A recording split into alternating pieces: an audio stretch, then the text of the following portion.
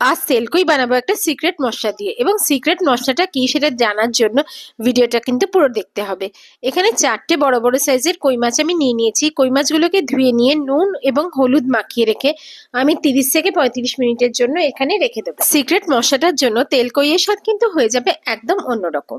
এবার প্যানের মধ্যে আমি তেল দিয়ে দেবো। এখানে আমি 100 মিলিলিটার তেল দিয়ে দিয়েছি। এবার তেলটা গরম হয়ে গেলে আমি এর মধ্যে একে একে কই মাছগুলোকে দিয়ে দেবো এবং 5 থেকে 7 মিনিটের জন্য লো টু মিডিয়াম ফ্লেমে আমি একটা পিঠ ভেজে নেব।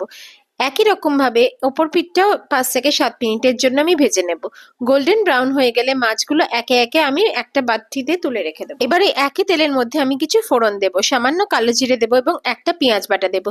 2 থেকে 3 মিনিট নেড়ে চেড়ে নিয়ে এর মধ্যে দিয়ে দেবো স্বাদ মতো নুন, হলুদ গুঁড়ো এবং আদা কাঁচা লঙ্কা বাটা দিয়ে সবকিছু একসাথে ভালো মতো আমি মিশিয়ে নেব। এটা 5 থেকে 7 মিনিট নেড়ে চেড়ে নেওয়ার পর এর মধ্যে আমি কেটে রাখা টমেটো আমি দিয়ে দেবো। একটা টমেটো আমি স্লাইস করে কেটে রেখেছি। এবার এটাকে চাপা ঢাকা দিয়ে 5 থেকে 7 মিনিটের জন্য কম আঁচে এটাকে হতে দেব। এটা লাল লাল করে ভাজা হয়ে গেলে এর মধ্যে আমি 1 কাপ জল দিয়ে দেব। 1 কাপ জল দিয়ে এটাকে জোর আঁচে আমি ফুটতে দেব। ঝোলটা ফুটে গেলে 2-3 মিনিট পর আমি এখানে দিয়ে দেবো কাশ্মীরি লাল লঙ্কার গুঁড়ো দিয়ে ভালো মতো নেড়ে আরো 1 মিনিট ফুটিয়ে নিয়ে এর মধ্যে ভেজে রাখা মাছগুলো আমি একে একে দিয়ে দেবো। মাছগুলোকে একটু নেড়ে চেড়ে নিতে হবে যাতে ঝোলগুলো মাছের এপিটোপিটে দুটো পিঠেই লেগে যায়। এবার ঢাকনাটা ঢাকা দিয়ে 5 থেকে 7 মিনিটের জন্য কম আঁচে এটা হতে দিতে হবে। 5 থেকে 7 মিনিট পর আমি ঢাকনাটা খুলে নেব। তোমরা এখানে দেখতে পাচ্ছ যে ঝোলটা প্রায় শুকিয়ে এসছে এবং মাছের দুটো পিঠেই ঝোলটা সমানভাবে ঢুকে গেছে। এবার এর মধ্যে দিয়ে দেবো সিক্রেট মশলা, যেটা হচ্ছে আমি সাদা সর্ষে আমি বেটে রেখেছিলাম। এখানে সাদা সর্ষেটা আমি 2 চামচ দিয়ে দেবো, বেশি দিয়ে দেবো না, তাহলে তেতো হয়ে যাওয়ার সম্ভাবনা থাকবে।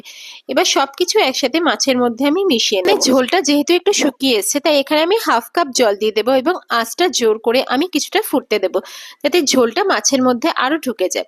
এবার এর মধ্যে তোমরা চেক করে দেখবে, যদি নুনটা একটু কম হয়ে থাকে তাহলে একটু নুনও অ্যাড করে দিতে পারো।